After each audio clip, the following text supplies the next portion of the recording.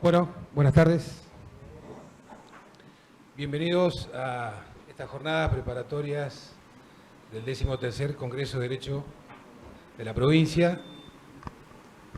Evento que, si no es el más importante, es uno de los más importantes a nivel académico, que convoca a todos los abogados y abogadas de la provincia y también, por supuesto, a integrantes del Poder Judicial que siempre participan activamente de él.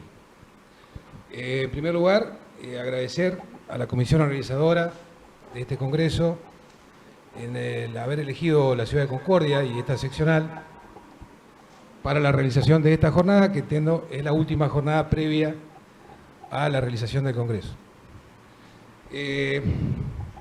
También hay dos cuestiones, una que creo de suma importancia. En el día de la fecha, esta jornada ha sido declarada de interés municipal por el Consejo Deliberante de la ciudad. Así que esto ratifica un poco la importancia académica que tienen estas jornadas.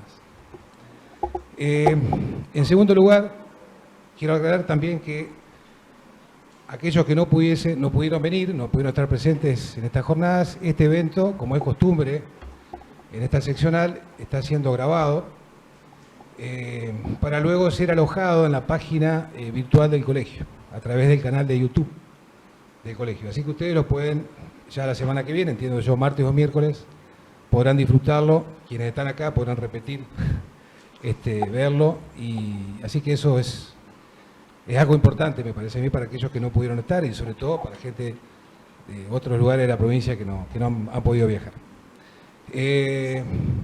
Entonces, agradezco la presencia de todos ustedes, por supuesto, agradezco la presencia de quienes hoy nos van a acompañar, la calidad de las disertantes que tenemos. Hoy tenemos mayoría absoluta femenina, pero bueno, disertantes. Así que bueno, agradecidos. Y bueno, la doctora Gisela Schumacher, vocal del Superior Tribunal de Justicia de la provincia, y la doctora María Fernanda Ramospe, que nos ha visitado también en varias ocasiones, vocal y actualmente a cargo de la presidencia de la Cámara Contencioso Administrativo de la Ciudad de Concepción del Uruguay. La doctora Schumacher es abogada, es especialista en Derecho Administrativo, como dije, vocal del Superior Tribunal de Justicia de la provincia. Con anterioridad ha sido vocal titular por concurso de la Cámara Contencioso Administrativo número 1, con asiento en la Ciudad de Paraná. Jueza de paz por concurso de la Ciudad de Paraná. Secretaria del Superior Tribunal de Justicia en pleno, del Departamento Judicial y Contencioso Administrativo. Relatora suplente de la Sala de Procedimientos Constitucionales y Penal del Superior Tribunal de Justicia. Integrante del Cuerpo de Abogados de la Fiscalía de Estado de Entre Ríos.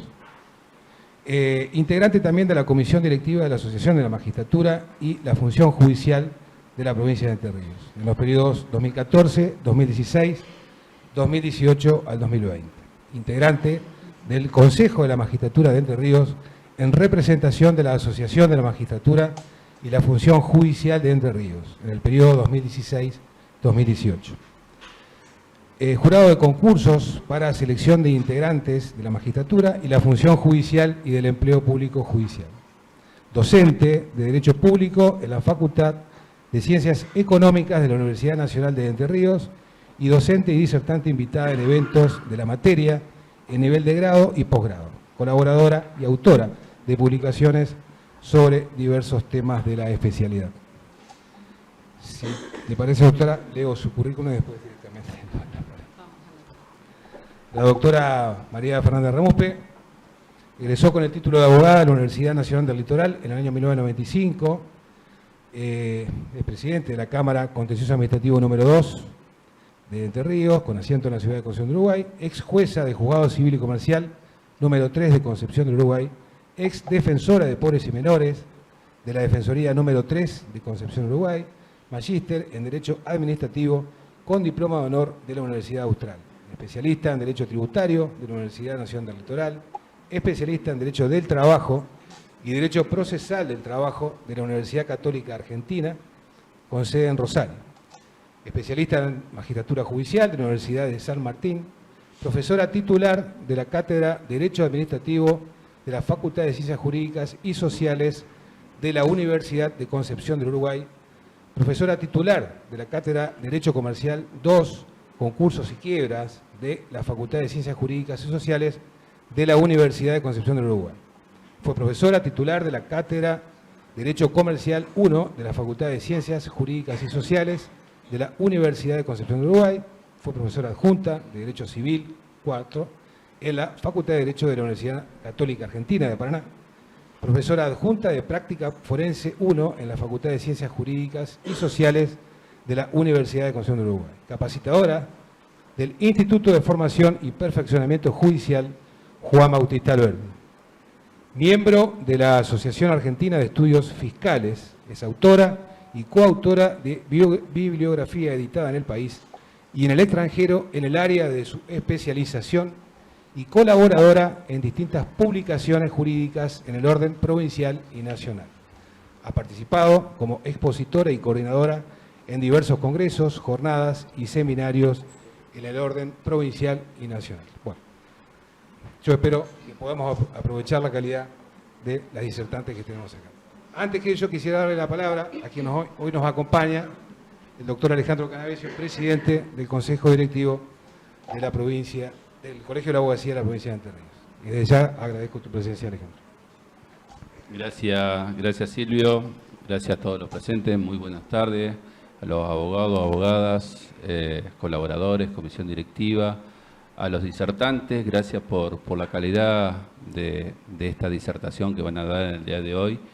Y cuando venía de mi ciudad natal, de Crespo, hacia acá, recordando lo que fue hace 6 años, el congreso que tuvimos acá en la ciudad de Concordia, y me acordaba, Silvio, de que vos fuiste uno de los organizadores de ese y tal vez pecamos en no preguntarte cómo organizarlo, porque la verdad, Rosa, nos costó bastante, Sonia, llevar adelante. La verdad que no es fácil organizar un congreso y bueno, la vara la tenemos muy alta por lo que fue aquel congreso, casi 600 participantes tuvieron.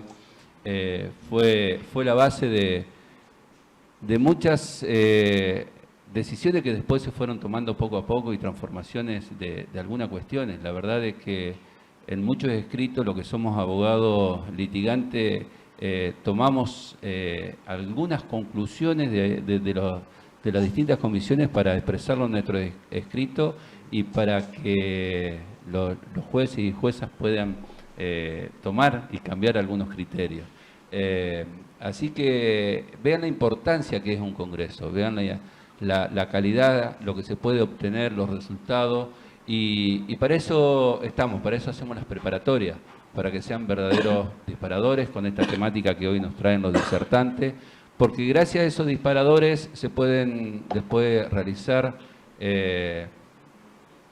algunas presentaciones en las distintas, tenemos 8 comisiones de distintas áreas, y bueno, estos disparadores hacen que se lleguen a conclusiones finales que puedan servir para cada uno de nosotros en el día a día, en el trabajo.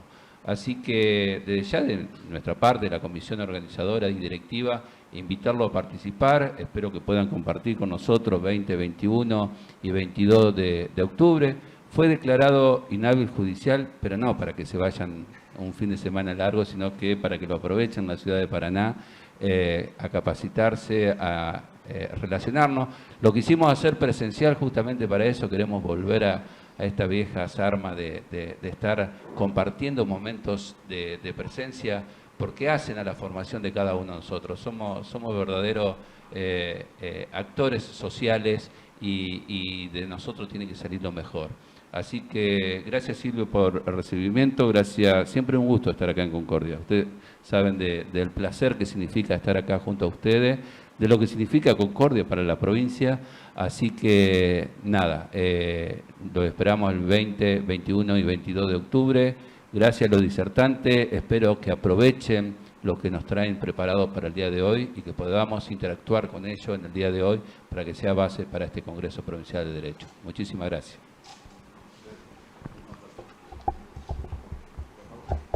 Hola.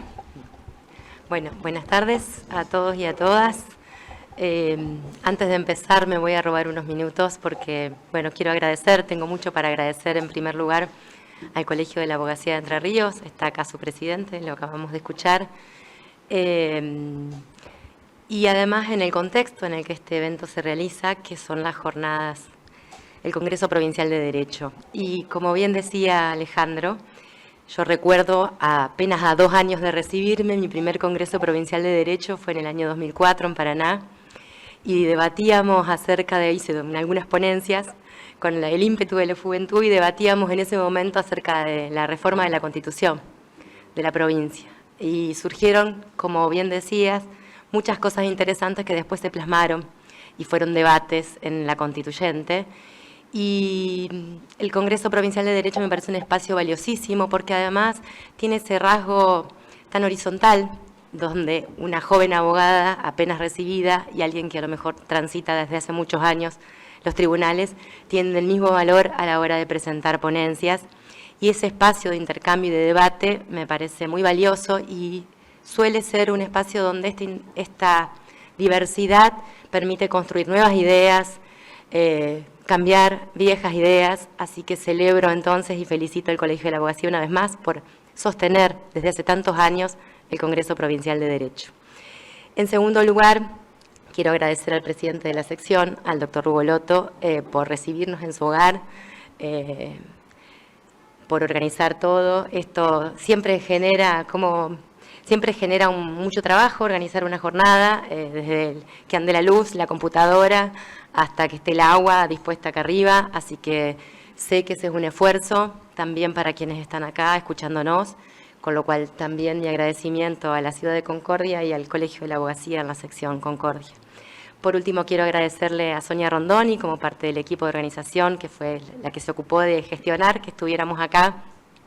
A Sonia la conozco desde hace mucho tiempo porque en el año 2006 yo formaba parte de la coordinación de un curso que se llamó El Abogado en Ejercicio, que tenía como fin compensar las desigualdades en los antecedentes en el Consejo de la Magistratura, porque el Instituto Alberdi, que era cerrado a la abogacía, daba mucho puntaje y la abogacía no tenía nada igual.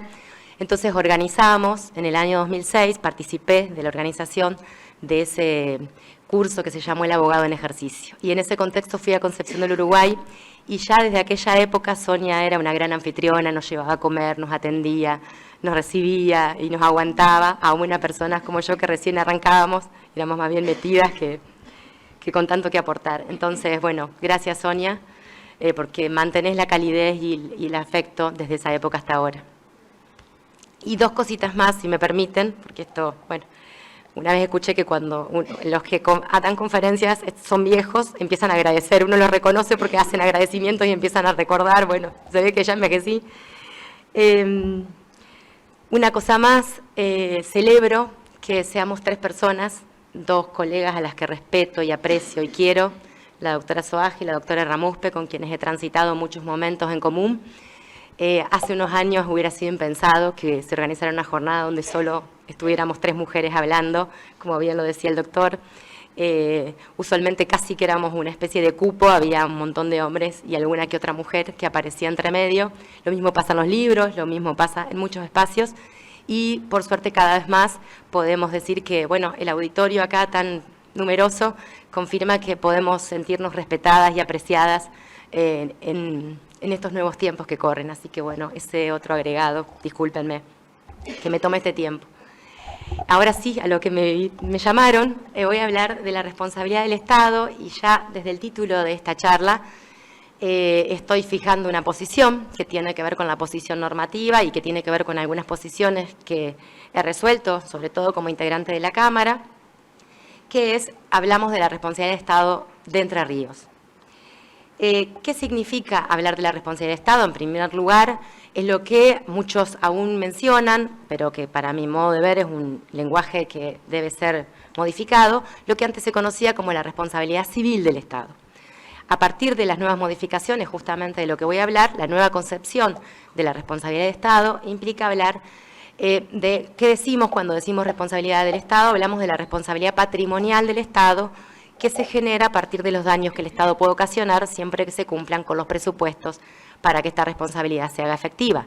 Entonces, la idea es hablar de la responsabilidad patrimonial del Estado. ¿Por qué podemos hablar, como les decía, como dice el título de la charla, de la responsabilidad del Estado de Entre Ríos? Tiene que ver con algunas decisiones del legislador nacional a partir del año 2015, que pasan por, primero,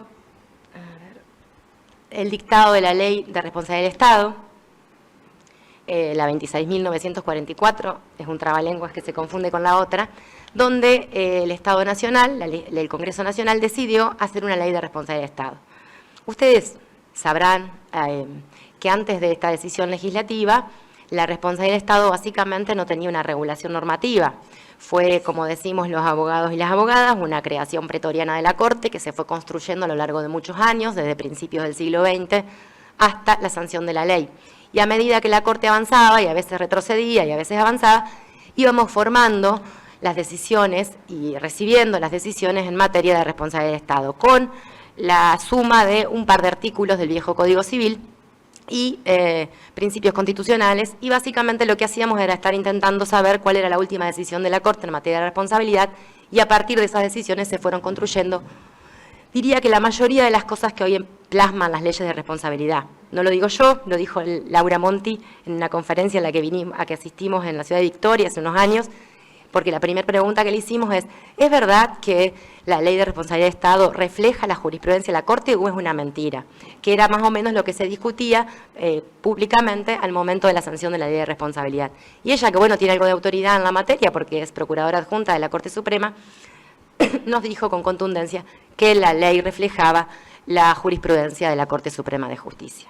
Les decía entonces, a partir de la sanción de la ley de responsabilidad del Estado Nacional, aparece legislado esto que hasta ese momento era básicamente una serie de lagunas y una serie de interpretaciones constitucionales.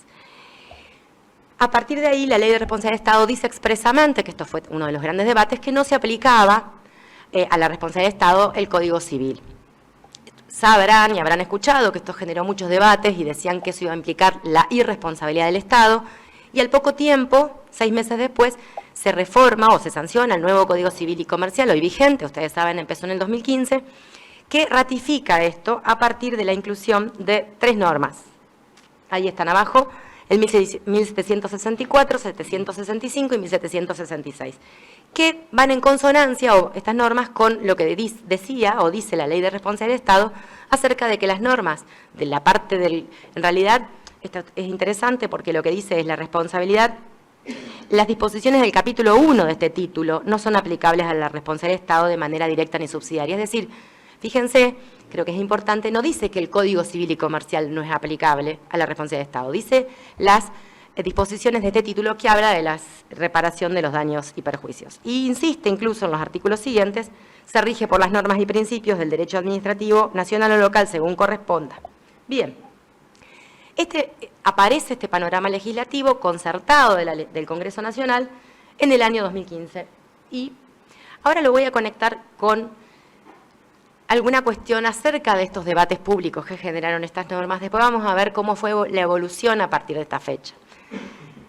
Siempre pensé, y fue algunas de las cosas que debatíamos en esa previa de estas leyes, y también las volvimos a debatir cuando se estaba en ciernes la sanción de la Ley de Responsabilidad del Estado de Entre Ríos, que en realidad la responsabilidad de los estados locales y nacionales eran una cuestión de derecho público local por la distribución de competencias que tiene el artículo 5 y el 121 de la Constitución Nacional. Así como cuando hablamos de empleo público referido a un estado local o cuando hablamos de contrataciones referidas al estado local, queda librado a la legislación de cada estado, también la responsabilidad de los estados debiera ser regulada, o hoy lo reconocen las normas, por el derecho público local. De hecho, esta interpretación no se nos ocurrió a algunos que hablábamos de esto antes de la sanción de las leyes, sino que aparece plasmada en la muy conocida causa Barreto del año 2006, donde la Corte Suprema de Justicia de la Nación, si bien estaba tratando de dar cuenta de cuál era la definición de causa civil a los fines de la competencia, de su propia competencia, lo que dijo es, ustedes saben que hasta en esta época, básicamente la norma fuente, que no regulaba nada en realidad, pero que era la que se utilizaba para resolver los casos de responsabilidad de Estado, era el artículo 1112 del Código Civil anterior. ¿Qué dice la Corte? En Barreto dice, esta norma se integra siempre, o sea, para saber cuándo hay una irregularidad en el comportamiento estatal, debe recurrirse a las normas que regulan ese comportamiento estatal. Si estamos hablando de un Estado provincial, vamos a tener que ver las normas de esa provincia que regulan el comportamiento para saber si ese comportamiento fue irregular, es decir, si no se cumplió con las normas. A partir de esta disposición, de este fallo de la Corte, empiezan a aparecer con más fuerza estas ideas que antes había sostenido durante mucho tiempo la Procuradora de la Corte, Graciela Reiris, estas ideas de que la responsabilidad del Estado debía ser regulada por el derecho público local. Y nos encontramos entonces con una realidad que es este sistema a nivel nacional, con la ley de responsabilidad y la prohibición del Código Civil y Comercial. ¿Y qué iba a pasar entonces con las provincias? Bueno, muchas provincias, ahora recuerdo Mendoza, pero hay varias, tomaron la posta que el legislador nacional les cedió, digamos, aunque era de ellas, pero reconoció que esto era una potestad no delegada, y empezaron a regular sus propios regímenes de responsabilidad de Estado. Así lo hizo Entre Ríos a través de la ley 10.636. Y ahora me voy a abocar a las cosas más prácticas que tienen que ver con la aplicación o interpretación de esta ley. Una de ellas es la cuestión de la competencia. También fue un debate intenso, es decir, si esta competencia debía, uno dice, bueno, si era de responsabilidad civil del Estado, debiera ser resuelta por los jueces civiles y comerciales. Los publicistas decíamos, si esto es de derecho público, debe ser resuelto por los jueces especializados en la materia. El legislador o la legisladora, o los legisladores, hicieron un mix cuando hicieron la ley de responsabilidad del Estado. Y dijeron, en el artículo 12, que la competencia iba a ser de los juzgados de primera instancia, civiles y comerciales, hasta tanto se crearan los juzgados de primera instancia en lo contencioso administrativo. Es decir, hay un reconocimiento de la órbita de esta materia en el derecho público, pero hay una solución pragmática de transición que en realidad no sabemos cuánto va a durar esta transición, porque no es tan sencillo crear todo un fuero, pero una solución pragmática de transición que además tuvo, a mi entender, menor impacto en el ejercicio de la profesión y en el ejercicio del trabajo de interpretación de esta ley, porque de algún modo siguieron resolviendo quienes hasta ese momento venían resolviendo estas temáticas. Con lo cual, el impacto en términos cotidianos no tuvo tantas dificultades ni se cumplieron algunos anuncios de algunos agoreros que estaban en férrea oposición a este cambio. Agrega la norma que se van a aplicar las reglas del proceso ordinario del Código Procesal Civil y Comercial. Es decir, fíjense que la competencia, al menos en forma transicional, del órgano competente para resolver, se mantiene y las normas procesales también se mantienen, porque dispone que se va a aplicar el Código Procesal Civil y Comercial y no el Código Contencioso Administrativo, que era otro debate que algunos decían, no, pero va a haber que agotar la vía, no va a haber que agotar la vía, no se aplica el Código Contencioso Administrativo. Si voy muy rápido, por favor, levanten la mano porque me entusiasma hablar y aumento la velocidad. ¿Cuál fue el cambio sustancial, pero no en el sentido de la sustancia de la ley de fondo, sino el cambio real que implicó en la práctica la sanción de la ley en términos de trabajo? Que los recursos de apelación, es decir, la segunda instancia de apelación ordinaria, en lugar de ir a la alzada natural de los jueces civiles y comerciales, pasó a ser de las cámaras contenciosas administrativas. La provincia, además, ustedes sabrán, tiene 2 cámaras. Acá tenemos a la presidenta de la Cámara de Concepción del Uruguay. Yo en ese momento integraba la Cámara de Paraná. Y se partió en 2. Acá les puse los departamentos, están en la ley, nada más que para que quedara un poco más claro. Y entonces, las decisiones de los jueces de primera instancia que tengan asiento en estas jurisdicciones van a ir a una u otra cámara según de qué departamento se trate.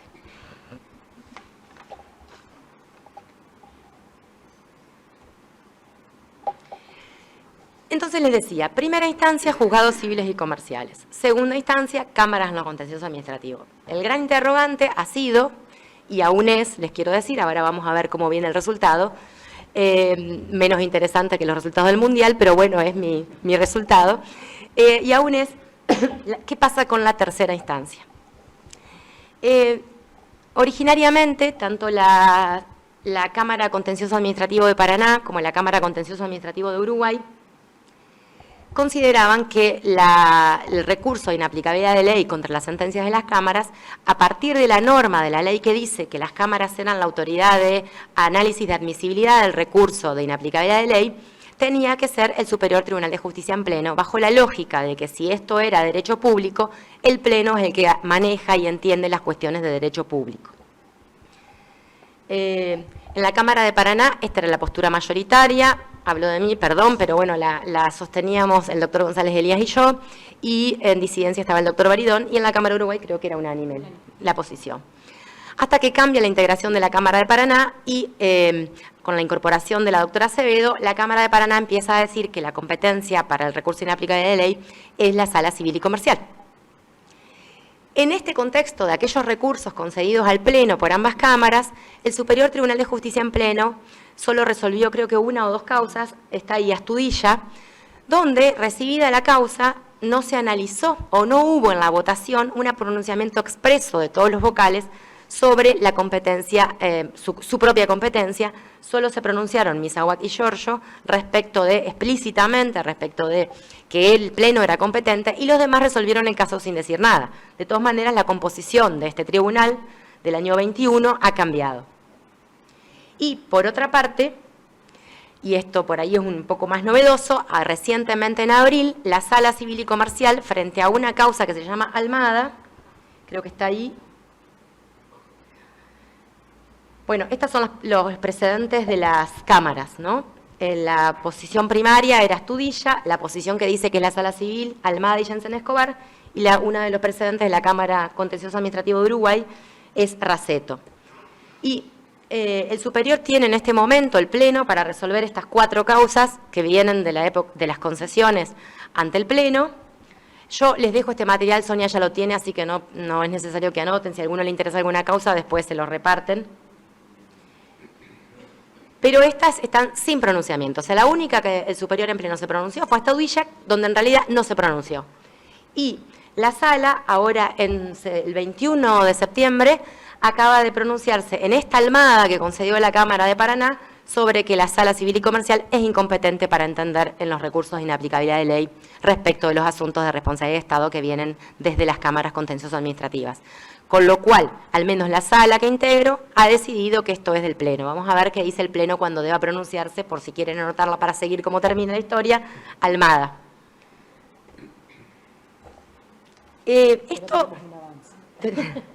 Esto hasta ahora me aboqué a hablar de la competencia en razón del órgano, es decir, dónde se analizan estas causas. Ahora voy a hablar un poco de la competencia material. La verdad es que desde la creación de las cámaras contenciosas administrativas, nosotras fuimos testigos de muchas dudas que se fueron generando con las nuevas interpretaciones a partir de la creación de las cámaras respecto de qué era y qué no era competencia contencioso administrativo. Y esto se sigue dando y se ha de algún modo intensificado a partir de la generación de la responsabilidad de Estado como un aspecto del derecho público.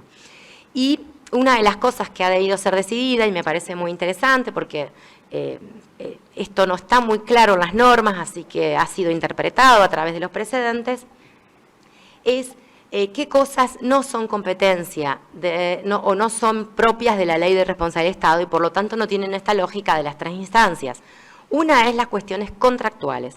Es decir, supongamos que se demanda el cumplimiento de un contrato o se demandan, que ahí aparece más confusión, o se demandan los daños y perjuicios derivados de un incumplimiento contractual. Imagínense, los casos algunos que han aparecido es una locación de un bien inmueble donde el Estado lo deja y deja todo roto y se demandan los daños ocasionados al inmueble en el marco de esa locación. Eso no es materia de la Ley de Responsabilidad de Estado y, por tanto, va al juzgado de primera instancia civil y comercial común. Así lo han decidido. Acá tenemos el Superior Tribunal de Justicia, lo decidió en Biancolini. Pero dependiendo qué tema. Sí, ya voy por ahí. Sí, Ya voy por ahí. Y Nehansky, la Cámara Contenciosa Administrativa. Ahora, la Cámara de Uruguay, en esta misma cuestión, analizó una causa que era Culsoni, donde sucedía lo mismo, es decir, en principio no era competencia de la Cámara Contencioso Administrativa, pero la Cámara entendió que lo debía analizar porque había transcurrido muchísimo tiempo y utilizó la doctrina de Teles de la Corte, donde aplicaba estos criterios. Cuando decía la cuestión de los contratos, y Fernanda bien me lo advertía, lo que pasa es que yo hablo rápido y ya voy a llegar, cuando vemos contrato decimos, esto no va por la Ley de Responsabilidad de Estado. Eso es lo primero que vamos a decir. O sea, si hay una cuestión contractual con el Estado, no va por la Ley de Responsabilidad de Estado. Después vamos a tener que ver qué tipo de contrato es, porque si es el ejemplo de los daños y perjuicios en el marco de un contrato de locación urbana, ahí eso queda bajo las reglas del derecho común y, por tanto, va a ser un juicio que se va a tramitar en la primera instancia civil y comercial común.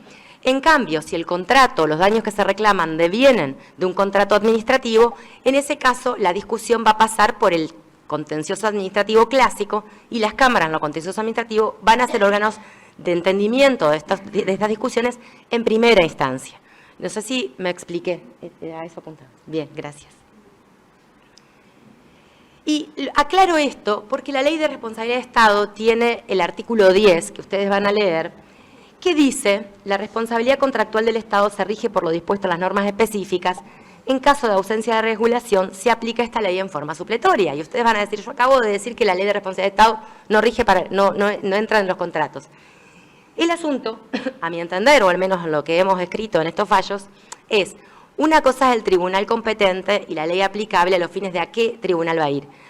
Esta es una norma de aplicación supletoria. Lo que dice es que si nosotros tenemos un asunto contractual que se rige por las normas de contratación de un Estado municipal o un Estado provincial, y hay algún aspecto no regulado, podemos ir por analogía integrativa, siguiendo las reglas en general de la analogía integrativa, a la norma más parecida del derecho local. En este caso, por esta disposición, la propia Ley de Responsabilidad de Estado se coloca como la norma más parecida a los fines de poder integrar analógicamente, pero se trata de derecho aplicable supletoriamente y no se traduce en la cuestión de la competencia. Bueno, acá expresamente lo dijeron ambas cámaras. Acá tenemos Colegio de Escribanos del 2019 en la Cámara Contencioso Administrativa de Paraná y Lugrin, Sanabria, Ezequiel. Bueno, este es un precedente nuevo, pero tal vez deben haber tenido algunos antes, supongo, de abril de este año. Más nuevos de ahora. Más nuevos también, bueno. Este es uno, donde expresamente se dijo que la cuestión de la responsabilidad patrimonial del Estado es solo para la actividad extracontractual. Hay alguna cosa de contradicción con la modernidad. Ustedes saben que el Código Civil y Comercial se ha alejado de esta vieja distinción, pero a los fines de esta cuestión y a nuestro derecho esto se mantiene.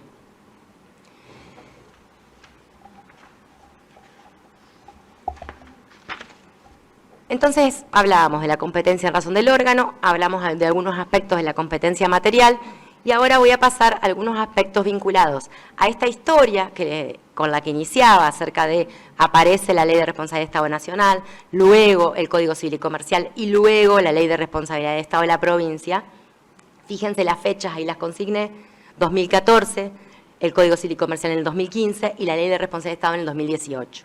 Y la pregunta es, ¿qué norma se debían aplicar para resolver los conflictos, los hechos que provocaron daños que sucedieron en este interregno? Antes de esta fecha lo solucionábamos con el 1112, a veces el 1113, la Corte Suprema y la Constitución. Después de esta fecha empieza el problema. Por ejemplo, cuando estaba vigente la Ley de Responsabilidad de Estado Nacional, sucedía un hecho, un auto de la policía de la provincia de Entre Ríos. No había Ley de Responsabilidad de Estado local y no teníamos el Código Civil y Comercial. ¿Qué norma aplicábamos? Cuando se sancionó el Código Civil y Comercial, que en realidad complementó casi perfectamente la Ley de Responsabilidad de Estado Nacional, y tampoco teníamos ley del Estado, de Responsabilidad de Estado de la provincia. ¿Qué norma aplicábamos? Ustedes saben, en algunos de los precedentes que ahora les voy a mostrar, la cuestión de la responsabilidad se resuelve por la ley vigente al momento del hecho, mientras que la cuantificación y la merituación de los daños se resuelve por la ley vigente al momento del dictado de la decisión. Con lo cual teníamos que saber cuál era la ley con la que teníamos que resolver estos conflictos. Después ya no teníamos problemas.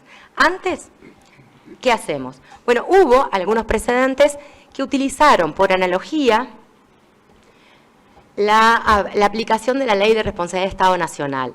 En algún precedente de los que les traigo después, he tenido oportunidad de analizar que en realidad la Ley de Responsabilidad de Estado Nacional es una ley local, es como si nosotros se nos ocurriera aplicar para el Estado de la Provincia de Entre Ríos la Ley de Empleo Público Nacional o la Ley de los órganos de control del Estado Nacional. Por tanto, en principio, no es una ley aplicable, hasta difícilmente por analogía integrativa, a la situación de Entre Ríos.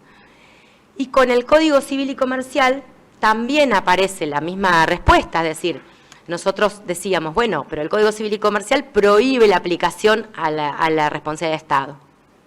La conclusión en estos fallos, que ahí les traje, Aguirre y Arellano de la Cámara de Paraná y Contreras de agosto del año 20, fíjense que son un poquito más antiguos, porque lo primero que aparecieran casos sucedidos bajo la vigencia de las otras normas, pero que llegaban a apelación por la norma de transición de la Ley de Responsabilidad de Estado a las cámaras contenciosas administrativas.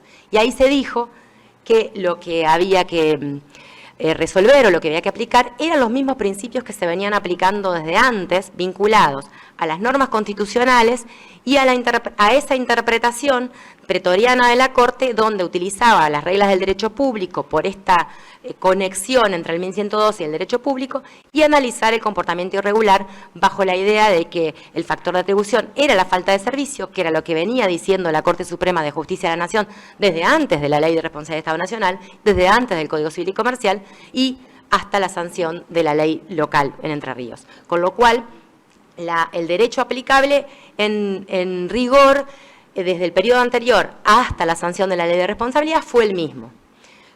Como creo que la Ley de Responsabilidad, además, lo que hace es reflejar, la entrerriana también, esa construcción pretoriana, esa doctrina pretoriana de la Corte, en lo sustancial van a ir viendo que no hay grandes cambios ni en la terminología, ni en los debates, ni en las situaciones que se presentan. Es decir, ha habido una continuidad en la mayoría de los temas entre lo que se hacía cuando no había norma, lo que se hizo cuando teníamos normas que no eran aplicables y lo que sucedió después cuando tenemos una norma directamente aplicable.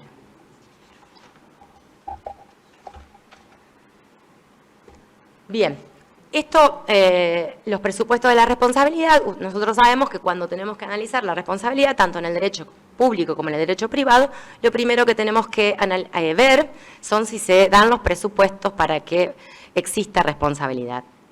En el derecho, yo solo me aboqué o me dediqué a la responsabilidad del Estado por actividad ilícita. Acá hemos corrido la cuestión, no iba a alcanzar el tiempo para hablar de la responsabilidad del Estado por actividad ilícita, por tanto, los presupuestos que les traje son los del artículo 4 de la ley, que básicamente hay algunos compartidos con cualquier situación de responsabilidad del derecho privado y algunos propios del derecho público local. Tanto el daño como la relación de causalidad son compartidos con el derecho privado. La imputabilidad al órgano aparece en el derecho público, que tiene que ver con la especial configuración del Estado como una persona jurídica pública y también de otros entes públicos, y la falta de servicio, que me voy a explayar al final con mucho más detalle, pero que resulta ser el típico factor de atribución propio de la responsabilidad de Estado. Ustedes saben que la falta de servicio es una construcción que nos viene del derecho francés, que durante mucho tiempo se ha discutido exactamente qué significa, pero básicamente la definen las normas como la irregularidad en el comportamiento a partir de la irregularidad considerada en relación al incumplimiento de alguna norma, perdón. Pero me voy a detener sobre eso después. De hecho, era la falta de servicio el mismo factor de atribución que utilizaba la Corte cuando interpretaba el 1112 del Código Civil. Ahora vamos por partes. Antes de analizar eso, una de las cuestiones de competencia material que me quedó pendientes es qué sucede cuando la reparación del daño o el daño ocasionado proviene de una actuación administrativa, es decir, hay actos administrativos. En realidad, en esos supuestos tampoco se aplica la ley de responsabilidad del Estado. ¿Por qué? Porque si lo que uno quiere hacer es reclamar los daños y perjuicios derivados de un acto administrativo, tiene que remover la legitimidad la presunción de legitimidad que tiene ese acto. Entonces, necesariamente va a tener que hacer un proceso contencioso administrativo y adicionarle la pretensión de indemnización de los daños y perjuicios. Por tanto, si hay actividad administrativa, Jensen Escobar era un caso de una docente que había sido suspendida y luego fue reincorporada, había actos administrativos y en ese precedente se dijo que esos actos estaban firmes y no podía haber un reclamo derivado de los daños y perjuicios ocasionados por la actividad administrativa cuando había actos administrativos firmes. Sé que ustedes han resuelto varias de esas. ¿Vos me Sí. Lugrin. Lugrin también. Y acá una cuestión previa, antes de entrar con los presupuestos, que me pareció interesante compartirles, porque por la configuración de Entre Ríos en materia educativa hay muchas escuelas que llamamos privadas, que rigurosamente están sometidas a este régimen que es pública de gestión privada, donde en esta causa se analizó la legitimación. En primera instancia había sido demandado el arzobispado como titular de la organización educativa y había sido demandado el Estado provincial o el Consejo de Educación, creo que el Consejo General de Educación. Era una escuela de las que conocemos como públicas de gestión privada. Llegó a revisión justamente la legitimación, porque la condena al ente público había sido cuestionada por legitimación, y se dijo, utilizando la idea de que estas organizaciones en realidad son privadas, a pesar de que tienen un fuerte control del Estado por el interés público que gestionan y un fuerte aporte de intervención, ya sea pagando, en general es pagando los salarios, controlando por supuesto los programas educativos y la actividad, pero que no deja de ser el organizador y el titular. En este caso era el arzobispado. Se consideró aplicable el artículo del Código Civil y Comercial que específicamente regula la responsabilidad de los establecimientos educativos y entonces se entendió que el Estado no estaba legitimado o estaba legitimado para ser demandado por daños y perjuicios ocasionados.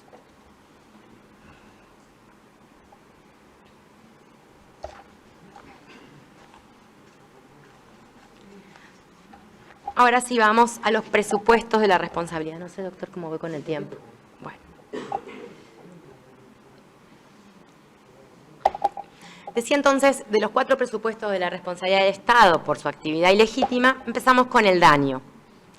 En general, y ahora lo vamos a ver a raíz de lo que puedan leer ahí, las cuestiones vinculadas al daño, no hay prácticamente, sobre todo en responsabilidad por la actividad ilegítima, no hay ninguna diferencia con la que habitualmente discutimos en cualquier juicio de responsabilidad del derecho privado.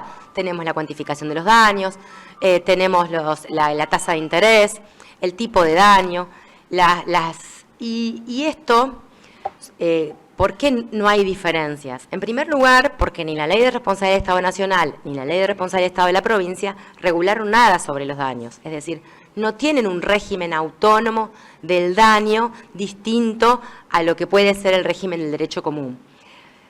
Por tanto, cuando de cuantificar el daño se trata, se ha dicho, ahí hay una de esas causas, que se aplican las reglas del Código Civil antes y del Código Civil y Comercial ahora. Y entonces ustedes me van a preguntar por qué vamos a aplicar estas reglas si tenemos alguna disposición. Le aclaro, la norma de la provincia de Entre Ríos no tiene prohibido aplicar el Código Civil y Comercial, a diferencia de su par nacional, o sea que en la justicia entrerriana es mucho más simple, porque directamente se recurre a la integración, sin ninguna prohibición o una interpretación adicional. Igualmente la doctrina nacional en general coincide en que la prohibición que contiene la Ley de Responsabilidad del Estado Nacional y el Código Civil y Comercial se refiere a la aplicación directa o supletoria por remisión, como este artículo 10 que les decía de la responsabilidad contractual. Pero no hay un impedimento para que en el marco de lo que se conoce como actividad de integración por analogía para llenar las lagunas, se recurra al Código Civil y Comercial. En la práctica así se hace e incluso se ha dicho en estas causas esto que les mencionaba antes. Una cosa es la ley que rige lo que sucede al momento del hecho, pero para la cuantificación del daño es la ley que rige al momento de cuantificar. Es decir, que desde que empezó a funcionar, al menos yo lo que he visto de las cámaras civiles y comerciales sucedía lo mismo, y en las cámaras contencioso administrativo también, siempre se ha utilizado para la evaluación del daño las reglas del Código Civil y Comercial.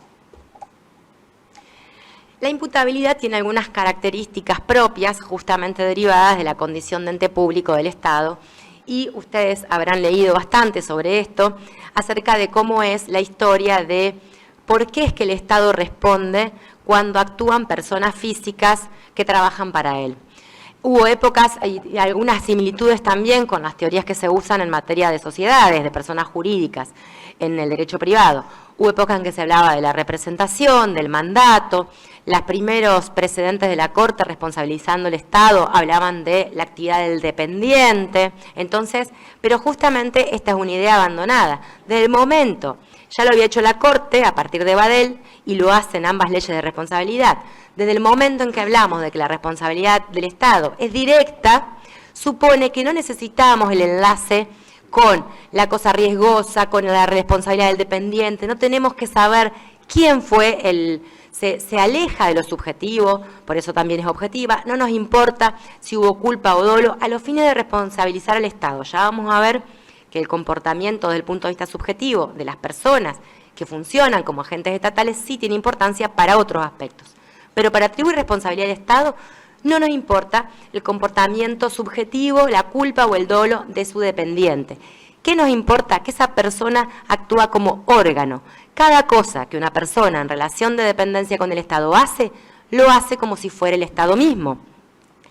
La restricción o el límite es que lo haga en lo que se conoce como el marco de las competencias.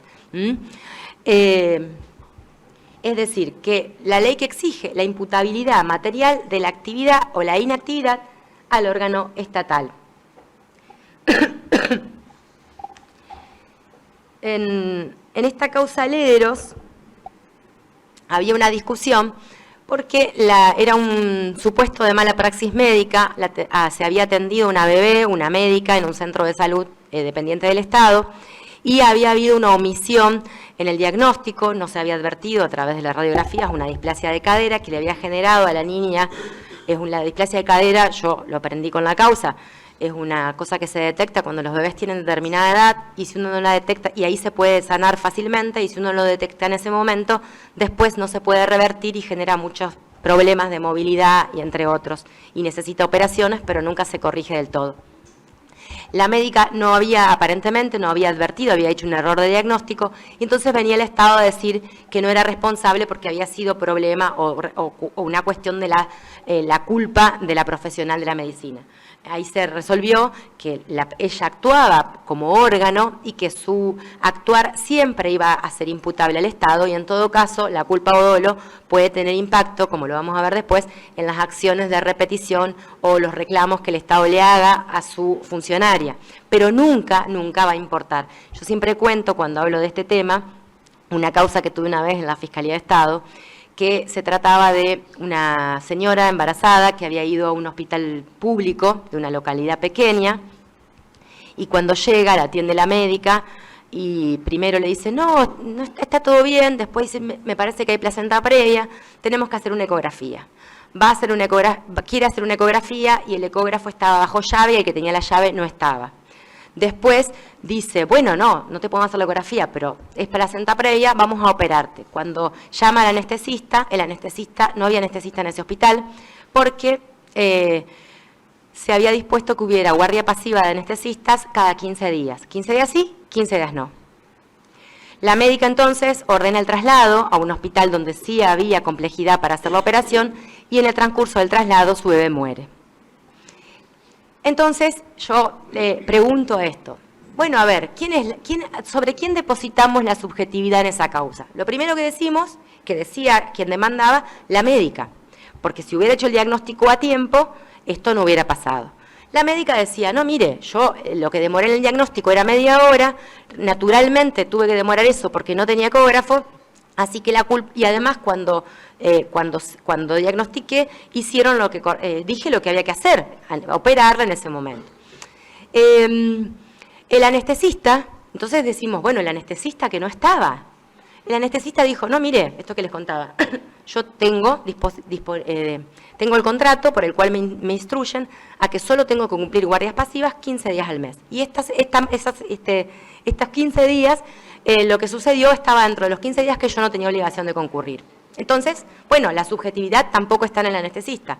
Entonces, decimos, bueno, es el director del hospital. ¿Cómo un director de un hospital, o una directora, era un director ese, cómo un director de un hospital va a armar un cronograma donde durante 15 días no tiene anestesista? El director del hospital dice, sí, efectivamente, ese cronograma lo armé yo, pero no teníamos presupuesto. Tengo 5, 6, 7 notas acompañadas acá, iniciados los expedientes, diciéndole al secretario de Salud que no tenía plata para pagar al anestesista. Entonces decimos, bueno, es el secretario de Salud. El secretario de Salud no estaba en la causa, pero bien podría decir, no había fondos, el presupuesto no me adjudicaba más fondos. Fíjense la locura que hubiera significado que nosotros tengamos que obligar a la persona que sufre el daño a estar investigando sobre la culpa o dolo del órgano, por eso usamos el órgano, o del agente que provocó el hecho dañoso. Por supuesto que nada de esto es necesario, nosotros solo tenemos que acreditar en estos casos que algún órgano, aun cuando no podamos identificarlo, es decir, algún órgano del Estado, ya vamos a ver otra causa,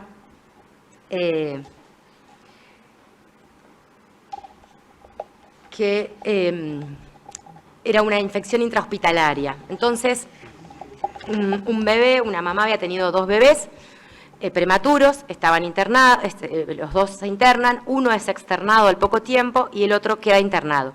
Nunca salió de la neonatología del hospital y fallece. Se demuestra que había fallecido por una infección intrahospitalaria. Y entonces, bueno, entonces los médicos decían, nosotros hicimos todo lo que estaba, con la historia clínica, todo lo que había que hacer. Los médicos actuaron bien, decía la defensa. Lo que pasa es que cuando hablamos de, lo vamos a ver bien en la falta de servicio, justamente implica que no se trata de una persona o la que hace el acto directo, sino que puede haber un grupo de personas no identificadas que contribuyen a que se produzca ese evento dañoso. Sigo.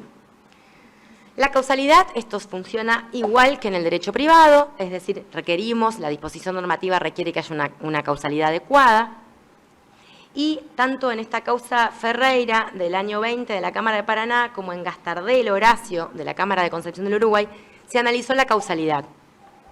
En el caso de Ferreira era un problema de concausa, o se analizó la posibilidad de concausa porque era un accidente que había ocurrido de un colectivo en horario nocturno, estaba acreditado tanto en el proceso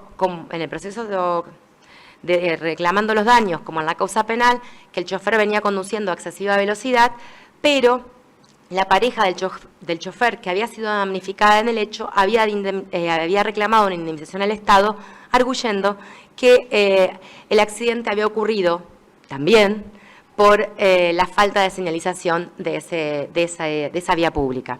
Y entonces, si bien en ese caso se consideró que no había contribuido como con causa la señalización, porque no era tal la deficiencia total de señalización, era poca, pero no tan poca, y podría haber sido advertida, se analizó como posible que pudiera existir la concausa. Lo menciono porque una de las cosas que se escucharon cuando se analizaba la ley de responsabilidad en el Congreso Nacional era que las nuevas normas parecía que iban a impedir hablar de la concausa. Bueno, en realidad no hay ningún inconveniente con la posibilidad de la concausa, ya sea una parte del ente público demandado y una parte del propio damnificado o un tercero. Y ahora sí llegamos a la estrella, que es la falta de servicio. Algunas cosas fui anticipando, tales como es el factor de atribución específico de la responsabilidad de Estado, es el propio, es el específico además de la responsabilidad de Estado por actividad ilegítima. Este factor de atribución no aparece cuando hablamos de responsabilidad del Estado por actividad lícita. Y esta idea de directo no se confunde, pese a que es objetivo, no se confunde y no es lo mismo que cuando hablamos de la responsabilidad por el dueño de la cosa o por el riesgo creado. Ya lo vamos a ver. La ley, creo que con una técnica saludable, igual que la ley nacional, pero la ley provincial lo amplía, reproduce lo que la Corte Suprema había dicho durante mucho tiempo acerca de qué es la falta de servicio, una acción u omisión irregular por parte del Estado, y la omisión, en particular la omisión, solo genera responsabilidad cuando se verifica la inobservancia de un deber de actuación. Y después, ¿qué se requiere para calificar la falta de servicio? Hay que tener en cuenta la naturaleza de la actividad, los medios que dispone el servicio, el vínculo que une a la víctima con el servicio y el grado de previsibilidad del daño. Acá también algunas cositas puntuales. Si bien acá no especifica la norma acerca de la omisión y las características de la omisión, la jurisprudencia entrerriana ha seguido la jurisprudencia de la Corte Suprema. Ustedes saben que la Corte Suprema, a partir del famoso fallo Mosca y después reiterado en Zacarías y otros más, ha analizado cómo debe ser esta omisión para que el Estado sea responsable. Ya les voy a contar los casos de la jurisprudencia entrerriana que son como Mosca.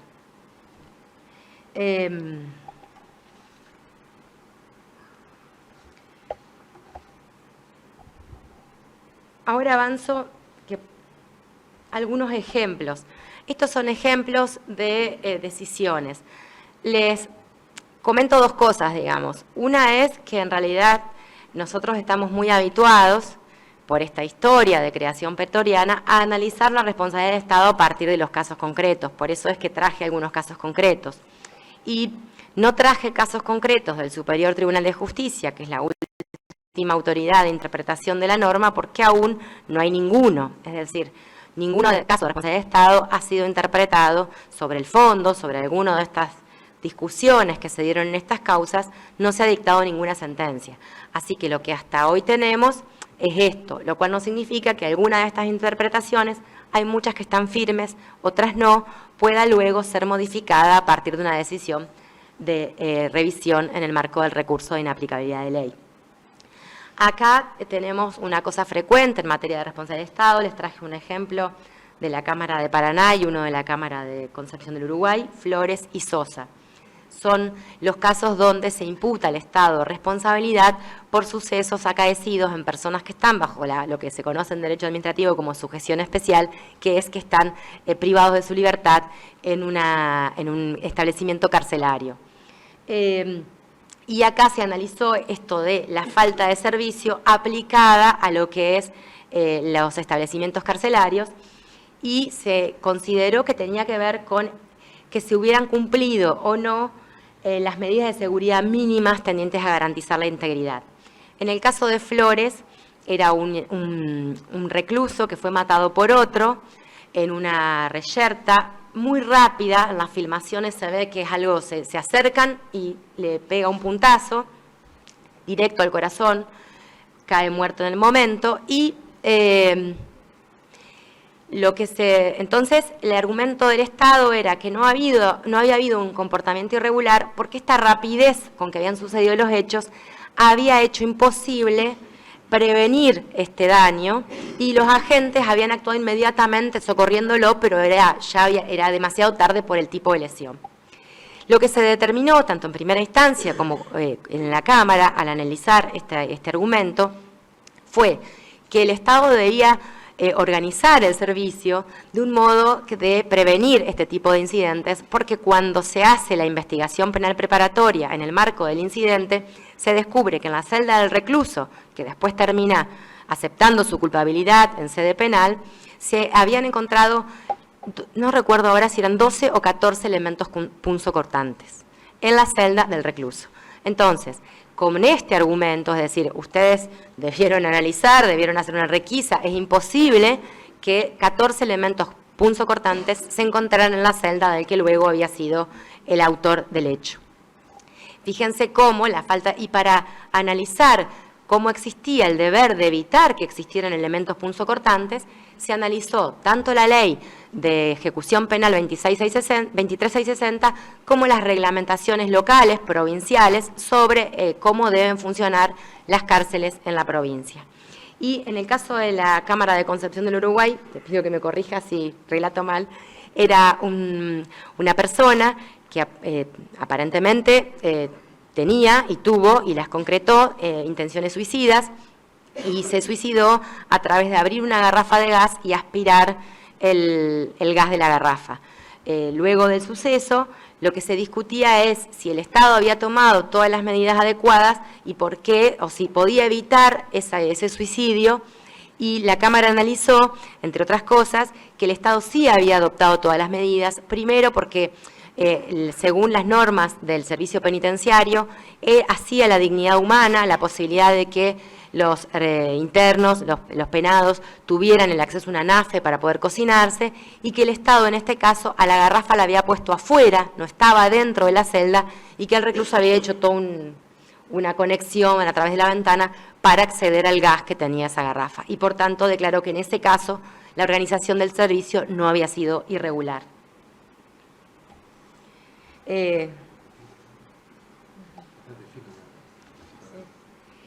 Acá traigo los casos de la Policía de Seguridad, que bueno, son como nuestros casos mosca de la Corte, y donde habitualmente en materia de policía de seguridad, es decir, la policía que uno ve uniformada, la policía que previene y persigue, investiga los delitos, aparece esta disyuntiva acerca de cuándo la omisión de la policía es la causante del daño que uno pueda sufrir. Es decir, ¿se acuerdan Mosca, que es muy conocido? Era una persona que iba caminando por afuera de una cancha de fútbol, tiran desde arriba de la tribuna un elemento que lo lastima desde adentro, y la discusión era si la policía, que tenía el deber de seguridad sobre el partido de fútbol, había omitido sus deberes de modo tal que el Estado, organizador de la función esencial de seguridad, era responsable por ese daño que se había ocasionado al transeúnte. La Corte en Mosca dijo que no, y acá tenemos dos casos.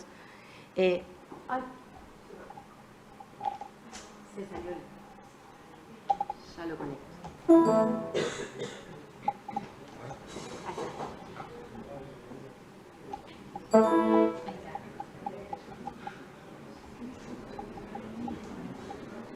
De paso les doy un descanso.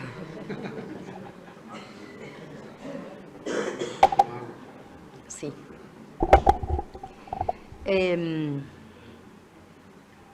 A ver. Goethe era una causa, si mal no recuerdo, de una pelea a la salida de un boliche, donde dos grupos se pelearon y uno de los integrantes de uno de los grupos le ocasiona una herida, no sé si un botellazo o algo, a otra persona del otro grupo, y se demandaba por responsabilidad de la indemnización de los daños y perjuicios al Estado, sosteniendo que eso había sucedido y que la policía no había cumplido con sus deberes de seguridad. Y se dijo, en ese caso concreto, que era genérico, era en la calle, y que no había una irregularidad suficiente por parte de las fuerzas de seguridad para responsabilizar al Estado. En Schurlein, que es de la Cámara de Concepción del Uruguay, si mal no recuerdo, era un suceso en el que, en el marco de una persecución, dos hermanos iban escapando, sospechosos de la comisión de un ilícito, y es lo que se conoce en un exceso de la fuerza policial, uno de ellos termina muerto por la actividad de la policía. Y ahí sí se analizó, en base a las normas que tiene el Reglamento General de Policía, fíjense cómo se introduce esto que hablábamos de las normas locales. El Reglamento General de Policía establece en qué casos los agentes y las agentes de la Fuerza de Seguridad pueden usar el arma, con precisión lo establece, la Cámara lo relata con mucha precisión, lo describe, y se determinó que en este caso no estaban autorizados a usar el arma, y por tanto el Estado era responsable por los daños ocasionados por la muerte de este señor.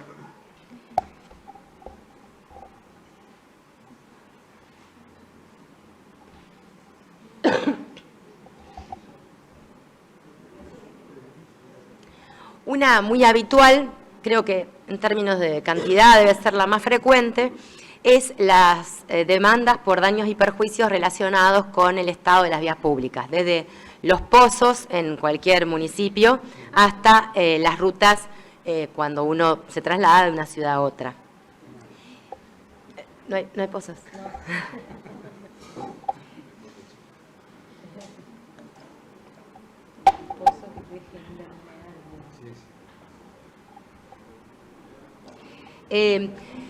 Durante mucho tiempo, y he visto muchas causas así, había una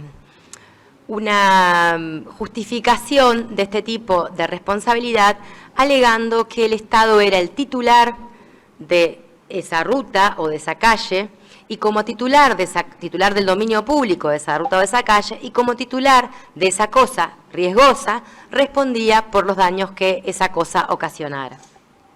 Eso fue alguno de los análisis que se hicieron en estas causas que están ahí, Ferreira, Saavedra y Bogia.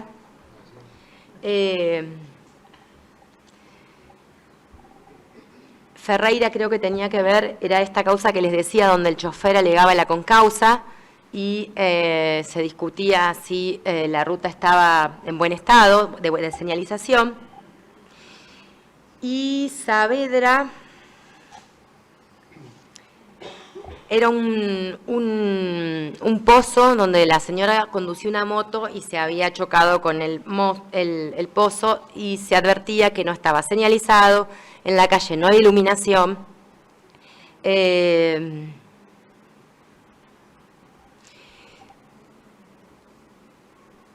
Y después hay otro más que me parece que es el más interesante para hacer esta distinción entre el titular de la cosa riesgosa y la defectuosa organización del servicio, que es una causa donde había sucedido un accidente, si alguno conoce, en lo que es la circunvalación de la ciudad de Paraná, que estuvo durante mucho tiempo cortada a la altura de Avenida Almafuerte, porque esa parte que ahora está continuando estaba sin continuar.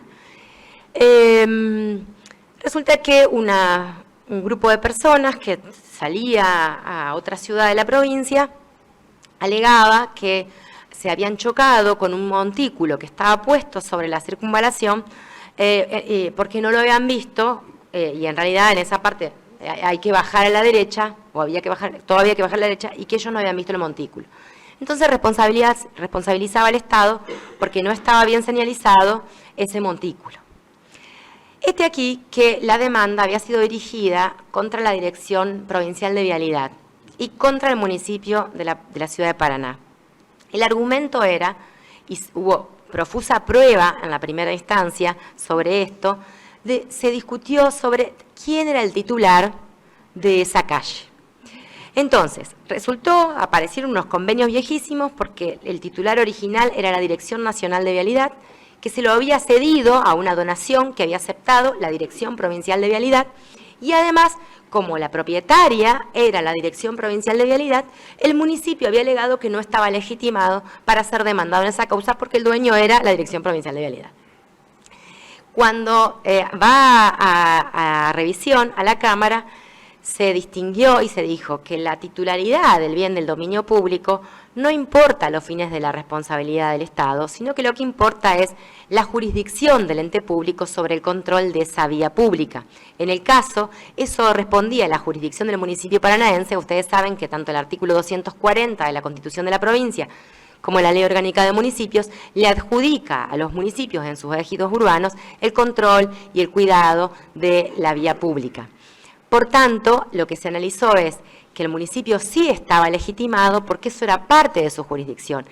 Y se conectó con esta idea de que en estos supuestos no hay el factor de atribución no es la titularidad de la cosa riesgosa que causa un daño o ser el dueño de ese lugar, sino justamente la falta de servicio, es decir, la irregularidad en la organización, en este caso, si había o no mala señalización de una vía pública que pertenecía al ejido o jurisdicción del municipio. Por tanto, se revoca la decisión en relación a la legitimación.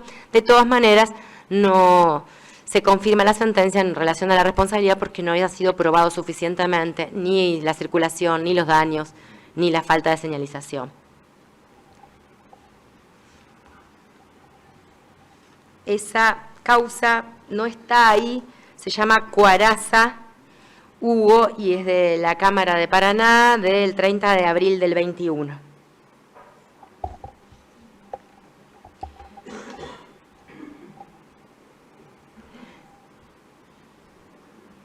Otra situación un poco menos frecuente, pero que vemos a veces en las noticias, es los daños que se ocasionan en la vía pública. Cada tanto vemos alguna noticia que con motivo de alguna tormenta se cae un árbol arriba de un auto, una motocicleta, etc.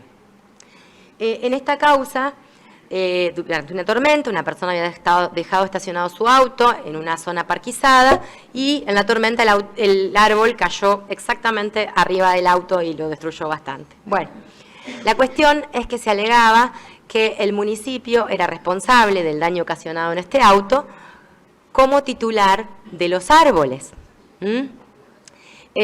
Porque forman parte, las plazas y los parques son de titularidad del dominio público de los árboles, era el argumento. Se dijo que no era así, la sentencia de primera instancia venía rechazando la responsabilidad del Estado, con este argumento más alguna cuestión vinculada al nexo de causalidad entre el árbol y el suceso, y lo que se analizó es que no había denuncias respecto de que el árbol estaba en mal estado, que tuviera registro el municipio. No había ningún indicio externo de que el árbol estuviera en mal estado. Entonces, lo que se consideró es que ahí había una omisión genérica, no específica, es decir, si hubiera sucedido, y por tanto estaba conectado con un hecho de la naturaleza, imprevisible, y no había ningún indicio concreto de que el municipio hubiera organizado el servicio de control de los parques y paseos, de modo tal que existiera una irregularidad en la... y no se configuró el factor de atribución. Fíjense que acá nuevamente se desplaza la idea, porque si uno aplicara la idea del dueño, es como el árbol es mío, entonces si el árbol se cayó, tengo que hacerme cargo de los daños y perjuicios. Bueno, es la organización irregular, a punto tal que hay un fallo de la Cámara de Uruguay que dicen, en definitiva es la contrariedad con el derecho, porque uno dice, bueno, ¿qué es la irregularidad? Es la contrariedad con el derecho, ¿no?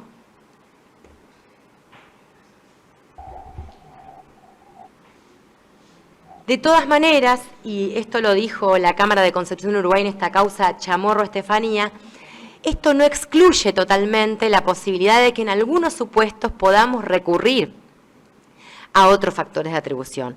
Recuerdan esta idea de que no tenemos prohibida la analogía. Puede haber algún supuesto muy particular donde la idea del riesgo creado se transforme en un factor de atribución. Es decir, si uno empieza a analizar las causas va a ver que casi en todas puede hacer el factor de atribución a través de la falta de servicio, pero no se descarta que en algún supuesto en particular se pueda integrar con la idea de las cosas riesgosas o acá es lo que les decía del incumplimiento de los deberes legales. Y otra cuestión muy interesante que se analizó es qué sucede cuando el Estado, vuelvo un poquito, cuando el Estado eventualmente dice que no se ve, que hay una eximente en relación a la falta de servicio por alguna de estas cuestiones que define el artículo 4, por la naturaleza de la actividad, los medios que dispone, el vínculo. Bueno, en Sánchez, por ejemplo, que era...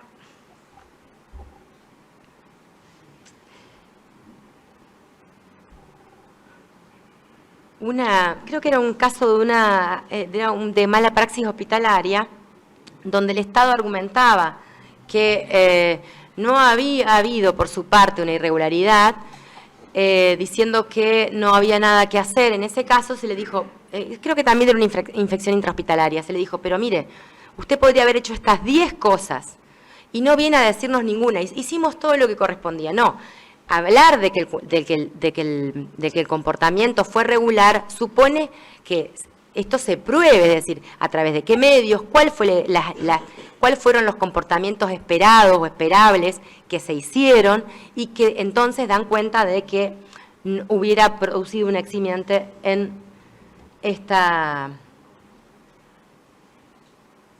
Bueno, acá tenemos esta infección intrahospitalaria, la del año 20 es la del bebé que les contaba, y también hubo una que resolvió la Cámara de Concepción del Uruguay, muy interesante por el contexto en el que fue resuelta cuando estábamos viviendo otra pandemia, que es en relación a una supuesta mala praxis por un tardío diagnóstico en un caso de gripe H1N1. Casos en que justamente se analizó esta idea del factor de atribución y de la irregularidad o no del servicio en relación a lo que se espera que una organización hospitalaria pública haga justamente con ese servicio.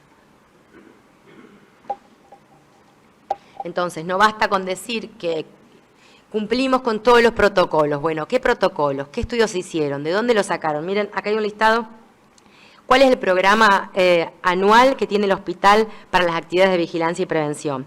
¿Cuál es el manual de técnicas asépticas con instrucción para los pacientes? ¿Cuál es el protocolo de procedimientos técnicos y administrativos para evitar la manifestación y propagación de infecciones?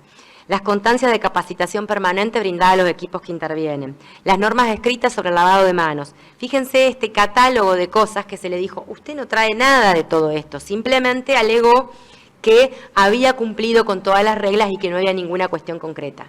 No, hay que probar que se producen las eximientes.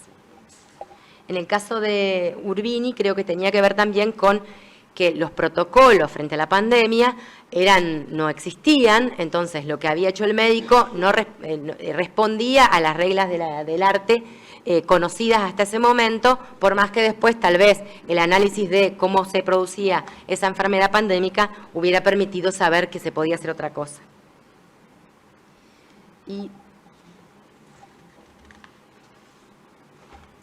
una última cosa para ir terminando, que me parece interesante porque acá hay una diferencia en la regulación entre la ley nacional y la ley provincial. Generó también mucho debate. La Ley Nacional de Responsabilidad del Estado habla de concesionarios o contratistas de servicios públicos. Entonces uno imagina que se trata del concesionario de servicio público, el contratista, la concesión de obra pública o la concesión de servicio público. Mientras que la ley local dice concesionarios de servicios públicos o contratistas del Estado. Parecería distinguir claramente, por un lado, a los concesionarios del servicio público y por el otro a los contratistas. Y uno dice, entonces, que el Estado se exime siempre que contrate algo y la actividad que haga el contratista le es ajena a la responsabilidad del Estado, porque esto amplía la descripción técnica de la norma nacional. Hubo una causa en la Cámara de Paraná que hablaba de, era una situación así. Había una obra pública que se estaba realizando en la vía pública. En el marco de esa obra pública había baja señalización, poca iluminación y un pozo, y un motociclista había chocado el pozo y había sufrido muchos daños en su vehículo y en su persona. Entonces, se pretendía alegar, entonces la demanda era contra la empresa que estaba haciendo la obra y contra el municipio. Y se pretendía alegar por el Estado, se alegó, en realidad no se pretendía, se alegó que no era su responsabilidad porque eso era responsabilidad de la contratista. Lo que se dijo ahí es que la idea que trae la Ley de Responsabilidad del Estado acerca de la responsabilidad de los contratistas no excluye que simultáneamente, por las reglas generales de la responsabilidad, se impute al Estado por sus conductas omisivas.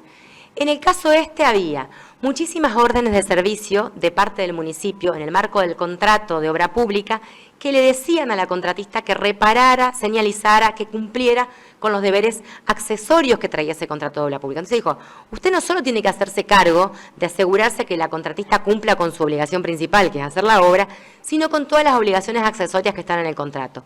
Y tenía dos órdenes de control: el poder específico derivado del contrato y el poder genérico derivado del poder de policía, para asegurarse, que retomo ahora, de la Constitución de la provincia del 240 y de la Ley de Municipios sobre la vía pública.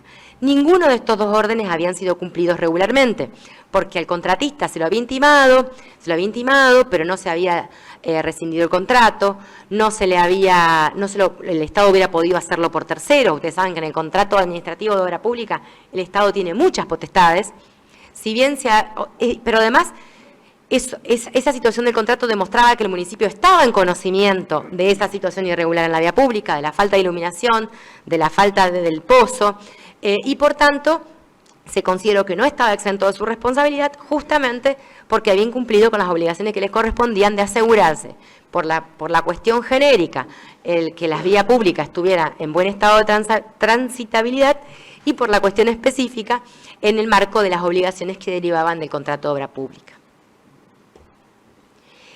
Y dejo una pequeña reflexión. Me parece importante que a partir de esta nueva perspectiva con el que empezamos, esta perspectiva de género y de derechos humanos con el que analizamos las relaciones, analizar cuál es el rol o cuál puede ser el rol del Estado en materia de violencia de género.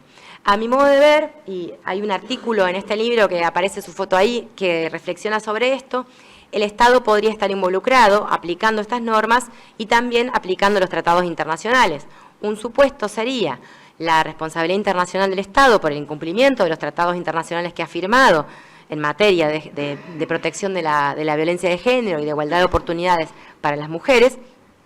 Y otro asunto podría ser si en el caso concreto aparecen, ya sería el derecho interno que podría responsabilizar al Estado en el marco de las omisiones que pudiera incurrir en virtud de las normas que específicamente le ordenan la debida diligencia, el respeto por la paridad de género, la igualdad.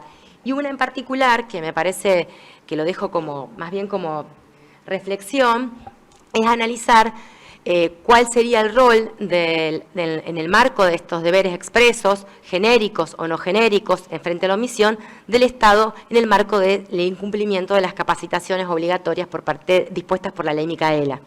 Y traigo acá dos causas, una resuelta por la Cámara de Concepción del Uruguay, se trataba de un abuso a una niña en una escuela, y otro caso que resolvió la Cámara de Paraná, que se trataba de un acoso de un jefe policial a su subordinada en las fuerzas de seguridad, donde en ambos supuestos se analizó la cuestión de la responsabilidad del Estado conectada con la violencia de género y analizada también desde una perspectiva de género.